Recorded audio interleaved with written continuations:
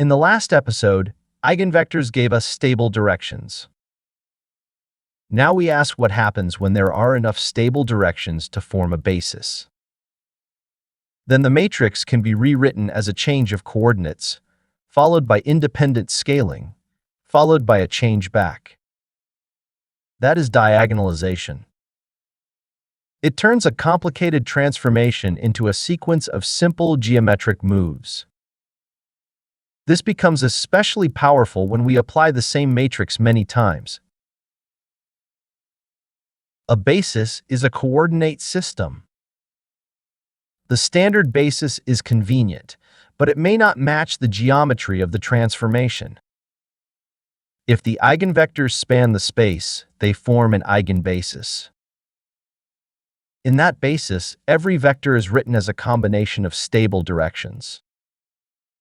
The matrix acts on those directions without mixing them. That is why the eigenbasis is the matrix natural coordinate system. The matrix P stores the eigenvectors as its columns. Geometrically, P takes coordinates written in the eigenbasis and places the vector back into the original space. The inverse matrix P inverse does the reverse. It takes an ordinary vector and reads off its coordinates in the eigenbasis. So P and P inverse are not the main transformation. They are translators between two coordinate languages. A diagonal matrix is simple because each coordinate axis acts independently. The first coordinate is scaled by one number. The second coordinate is scaled by another number. There is no sideways mixing between the directions. When A is diagonalized, D is what A looks like in the eigenvector coordinate system. The diagonal entries are the eigenvalues. The product PDP inverse should be read from right to left. First, P inverse moves the input vector into eigencoordinates. Second, D scales each eigencoordinate independently. Third, P moves the result back into the original coordinate system.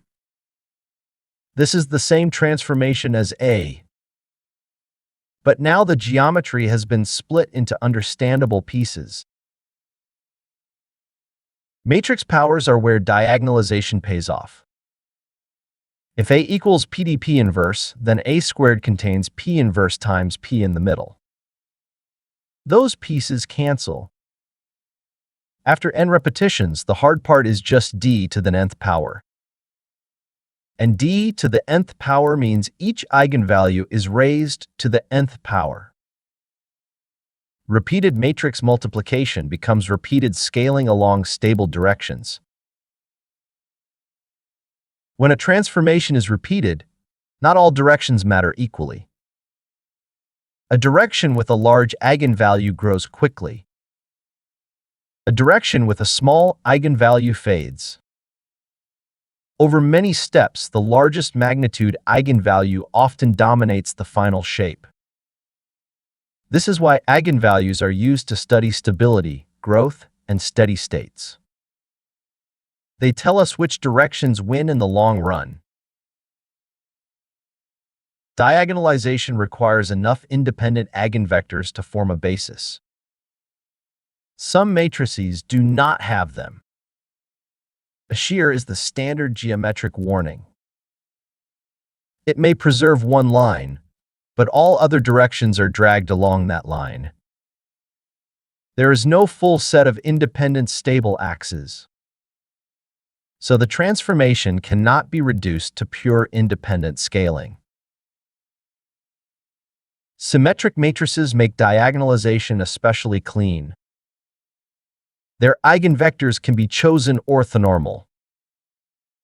That means the change of coordinates is a rotation or reflection, not a skewed distortion.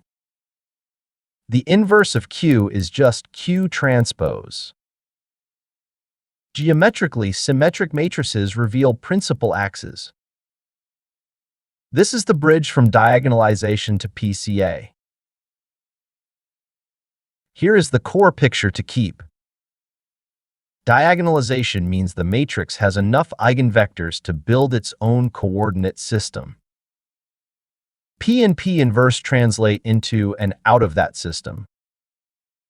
D performs independent scaling along eigendirections.